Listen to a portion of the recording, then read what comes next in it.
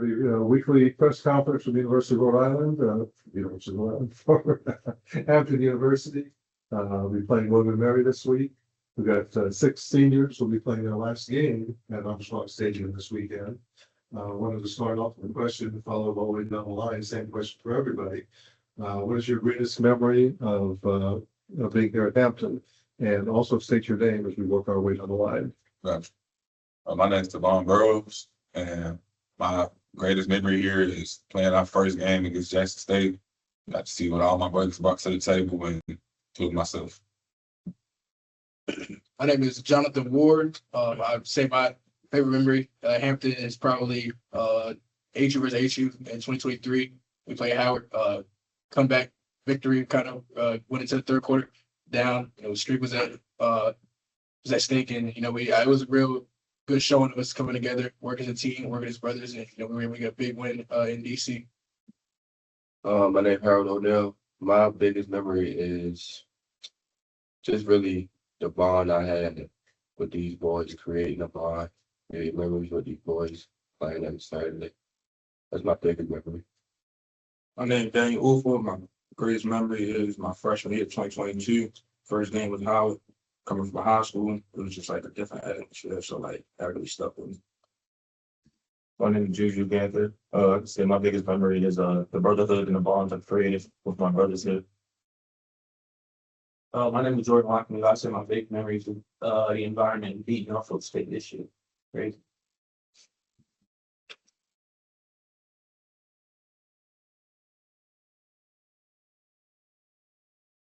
Well, I guess. Oh, sorry. Go ahead, Mike. No, go ahead, Nathan. Well, I know this is kind of a question for whoever wants to answer. This obviously this year has been tough. A lot of close games, a lot of opportunities that haven't gone your way. But how much pride do you try to gather in playing William and Mary? It's an in-state rivalry. You guys are playing a team right up the road. History there, despite everything, despite the challenges of this year, do you guys still feel like you're fighting for something? Do you still feel like you guys can get amped up, especially with with senior day this weekend? Yeah, for sure. We all gonna get amped up because all we got is each other.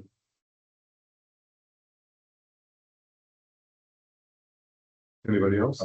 Yeah, because we heard they supposed to be leaving this conference, so I want to send them out with a good thing. Yeah, I think too, just the game always, like I said, William and Mary is right over the road. A lot of us know a lot of those guys over there. A lot of those guys played with or against some of those guys, high school, different levels, whatever like that. So there's always a little more. I think we play William and Mary as well, and that's part of it. It's a game, but we're also taking it just like any other game as well.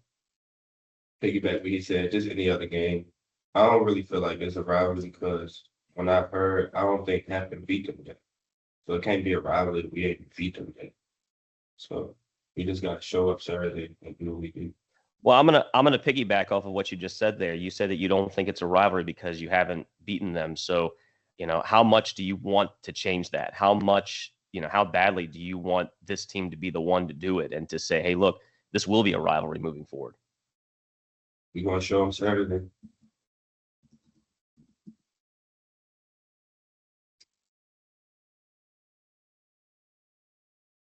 I'll go back to you, Jonathan. You said that you brought up the point that there's a lot of guys on this team that that went over to William and Mary that you remember from your younger days playing football.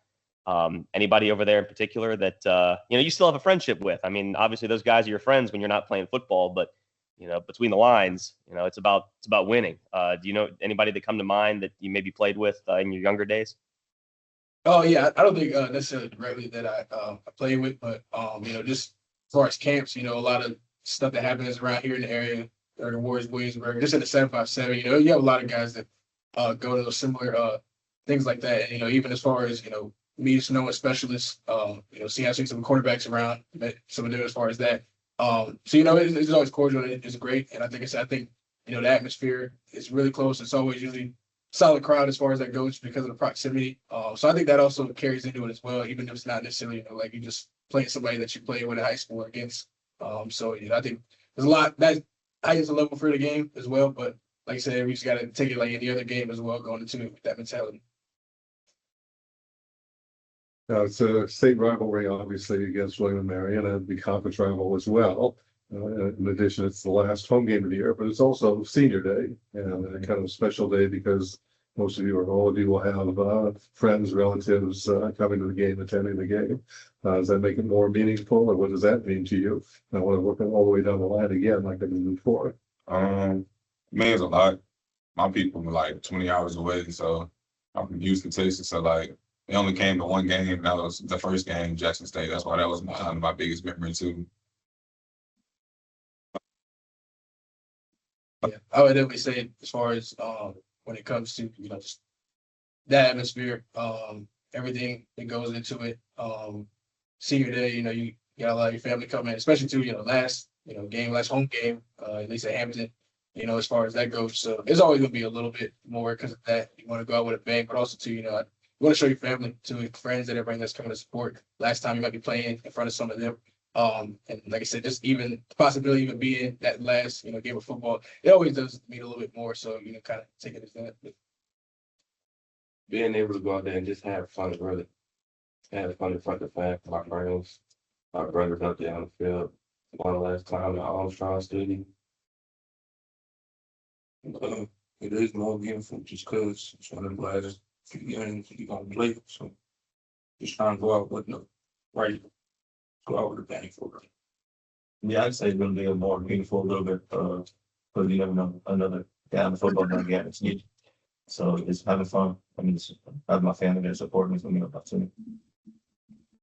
Yeah, I mean, it kind of just means a little bit more, just knowing you kind of at the end of your road for college at least. Playing the last game here should mean a little bit more to it. It should be fun to see the guys go and perform. Nathan, do you have any questions? Daniel, I just want to go to you. As one of the top defensive players on this team. You talk about William and Mary's offense. Since Coach London's been at William and Mary, it's been a pretty prolific offense. What really stands out, as you've been watching tape this week, and what is it that you guys are really do you feel like you're gonna have to key in on? The quarterback, he makes everything go. But we just have to just keep him contained and it's our time. Any other questions, Nathan? I think I'm good, guys. It's been a lot of fun watching you guys play this year, and wish you all the best of luck this Saturday. Thank you, guys. Thank you, guys. Really appreciate it. Thank you. Coach Boykin here will start with an opening statement and then take questions. Again, just those guys that just came up here, proud of those guys that fighting and keeping going. Again, you look at Burroughs and O'Neal, they weren't here a year ago. So, for what they've done to help this program and to build the friendships and the bonds that they've made while they're here is great to see. And just the guys that were already here, just bringing them in with open arms and caring about them. It's been a blessing and it's great to see. And, we just want to make sure, we send these guys out the right way. It's always been important to me as a player and in my coaching career that, senior day is a special day for those guys that are playing their last, chance of college football.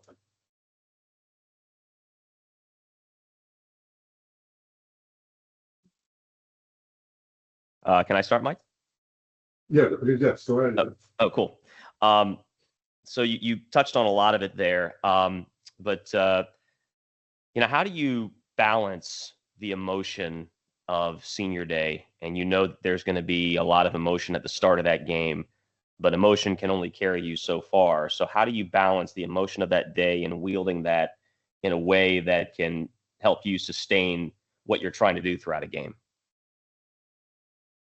Well, the first part of it, with your family and friends there, of course, it is going to be kind of emotional for you, especially for your family that's probably seen you play since you've been, 6, 7, 8 years old. But at the end of the day, you also know that, you want to put on a great performance um, for your family. And so I think, that you kind of get settled in and then, the fact that you rely on your brothers just playing with you, that, they're going to pick it up and go out and play. And it's not so much on your shoulders. It's I challenge our guys that are have years to come back, that it's important for them to perform for these guys, and so that they don't feel like the weight is all on them to have to go out here and perform because it's senior day. It is senior day, and we recognize them, but their other teammates and buddies, they'll pick up, the slack of, hey, you don't have to do it all and be so emotional. We're here to support you as well. How what are generally your emotions personally on senior day? You've obviously been through a lot of them in your coaching career. What is it that stands out about senior day for you, and what do you think will stand out for you and for this group of seniors this Saturday? It's just some of those guys. You have a guy like Daniel Ufu, who's been here. I remember when Jonathan Ward got here, and there was when he first got here, and just very candid, we talked about it. We didn't ever thought that he would be the starting long snapper. When he got here, with like no way he's going to win the job. But just to see what he's done in these last 4 years, competing, because he was just the holder. Came in as a walk-on, and knew we had a good long snapper in front of him, and so he was a holder. And then you just see how hard he worked, to get to where he is now. And so guys like that who, I've got to know, from when he was a freshman to where he is now. Daniel, the same way. And then some of the other guys, that just got here, a year ago or this past summer, just to see the relationships that you build with those guys, over the last 6 months. And so they all have different ones. Some of them are a little probably closer to heart because you saw them when they came in as freshmen, and just to see them grow from a kid to a young man to a man, and just how they've changed and how they see the game and how you see them now. Those are the things that are always dear to you, when you can see them just kind of mature and grow, and you see them guys that you may think, man, I don't know if he's going to make it. I don't know if he's going to get it done academically. I don't know if he's going to get it done football wise. And, as a freshman and sophomore, and you see him stay the course, and then here they are, walking on senior day. And it's like, man, what a blessing to see them grow and mature into, where they are now. That's a pretty amazing story about Jonathan. Do you have any other stories like that stand out about your senior class? Anybody that sticks out as far as a player? Snipes is another one who, I recruited Snipes, and it's I feel bad, that how kind of this season ended for him this year, where with injury, but Snipes is the same way. He was a part of that 2020 COVID class where we weren't in school, and I'm calling him on the phone and FaceTiming him and texting him and making sure he's doing his schoolwork. And then he gets here in 21, and you're like, hey, he's not going to make it. He's not mature enough. He can't handle it. And, tell him, go home. This probably isn't for you. And, we have those things, and you mentor him, and, and then, man, now here he is, and he's graduated, and man, he's bought his time. And so those are the relationships that, 5 years, 10 years from now, 15 years from now, you get that call, and he has a kid, and coach, you remember when you told me this, and this is what I'm doing now as a coach, or working, or with my own child. And So, that's another one, that's probably one because I recruited Snipes and I was his position coach, for almost 3.5 years up to this point. And so, he's another guy that, is dear to my heart just because of, the relationship that we've had as recruiting him and coaching him and being his position coach and, having to call his mom and call him and go get him from the dorm and, all those things that, at the time, you're kind of mad about. But then, that you're in a position to teach these young men. And that's what that's what it's about at the end of the day, is about mentoring these guys and being a father figure to them and being a coach to them and being a mentor to them. And those are the things that you enjoy doing and seeing them grow and wanting the best out of them. And sometimes you don't think they hear you and don't see what you're trying to do. And then now here you are 4 or 5 years later and, they're finishing up their career and they're graduating and, their parents are giving you hugs for, being there for them and not quitting on them. And so, those are the things that are exciting to me when you start talking about senior day.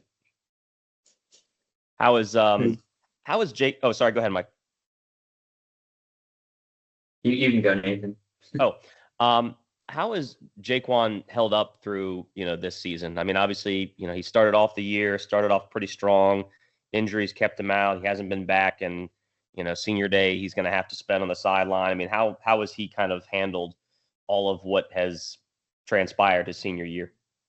It's tough. That's not what you envisioned coming back for your last year. Where he was still kind of the number 3 guy, last year and kind of became the 2 guy. And then really the last 4 games was the guy. And then you get some accolades coming into the preseason and, your teammates and coaches are counting on you to have one of those leadership years and be a captain of this team. And then, you have this go happen to you. And, it's tough.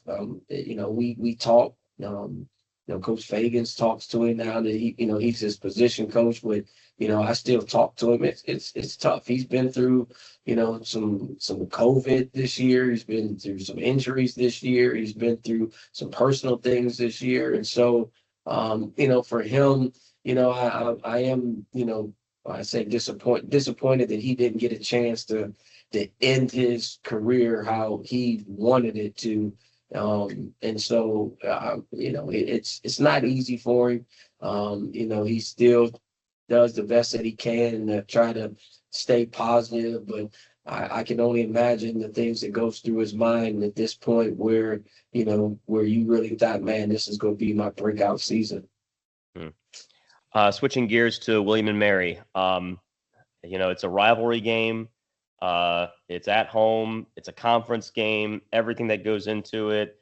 I guess what stands out about William and Mary, and despite everything that's gone against you guys this season, and despite the conference record, all that kind of stuff, how energized is your team to face what is a good William and Mary team with a chance to not only get a conference win, but also to get their first ever win against William and Mary? Yeah, I mean, we're excited about it. Coach and I go way back to when he was the D-line coach at Boston College, and I was a grad assistant at Boston College. So we go back for about 22 years. He's a good coach. I know his team's going to be ready to play. But our guys are still hungry. They're still fighting, competing. Yesterday, it was cold outside and the wind was blowing, but our guys it was probably one of the better practices we've had. They're locked in, and we know we have to be hitting on all cylinders. All 3 phases have to be playing at the best, and so we got to play one snap, one play, one quarter at a time, and do what we know we are capable of doing. Our guys train hard, they study hard. Our coaches have good game plans, and we still haven't played a full 4 quarters yet, and why not do it this weekend? And Coach, okay, go ahead, go Mike. ahead. No, go right ahead. I just want to go back for just a minute. You talked about Jonathan Walk-on doesn't look like a football player. Made preseason all conference this year. A little bit on the other side of the coin. How about Harold Mania? Was somebody he got to score Shepherd? Yeah. How did he end up here? What was the Just recruiting, we needed some depth at the linebacker position. Coach McCollum did a good job of recruiting him and finding him. And, he's come in and done a great job. We lost some linebackers, some good linebackers last year. We had to replace some. And so he's come in and done a good job. And again, not anything about his play, but just as a person. He's a great young man. Really cares about the team. If you were around him, you wouldn't know that he just got here. You would think that he's probably been here for 2 or 3 years. Just how he pulls the team together and make sure that they do stuff together outside of football. His leadership ability with not just the defensive side, but with the whole team. And so, his football play, and he's done a great job. But for him, just what he's done as a person being here, it's been a pleasure to see. And I do want to point out he is second in the conference in tackles this year. Yeah, I mean, he's done a great job. I think he's just got invited to the HBC Legacy Bowl. And so that's a great honor. We've had 2 guys go last year, and now he gets a chance to go and do that. And, his play on the field, he just doesn't play defense. He's also on special teams. And so, he's banged up like everybody else, and just fights through it and tries to do everything that he can to rally the defense and give a spark to the offense just by his encouragement. Nathan, do you have any additional questions? One last thing for you, Coach, and that goes back to something that Jonathan Ward said. And it was kind of, Odell said that it was kind of profound that he said that I asked him about the rivalry with William and Mary, and he said that, he doesn't really consider this a rivalry because if it's going to be a rivalry, you got to win. And, I understand that as a coach, you don't really look at stuff like that. However, as a point of pride for the program, what would a win against William and Mary mean? Especially, we can factor in the senior day stuff and we can factor in conference game. It's their last game as a member of the CAA. There's so much that goes into it, but just from a sheer rivalry standpoint, to get that first one, what would this mean to this program? And also what would it mean to you?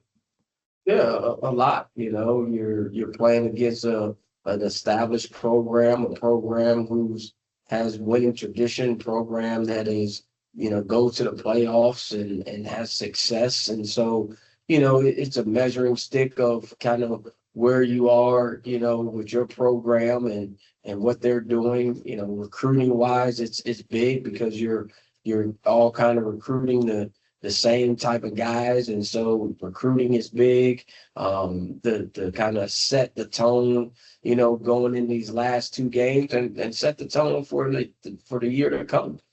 So it's all big in the sense of what this does for your program. And yes, as Hampton have a winning record against them, no, but again, you have to start somewhere and why not make this the start, and then hopefully and I don't know the schedule and all that, but hopefully we do still get to play them at times. I know they'll be in a different conference, but it still would be great to play a team that's right down the road from them. Coach, thank you very much, and wish you all the best this Saturday. Thank you. Thanks, Nathan. Thanks, Coach. Yeah, thanks.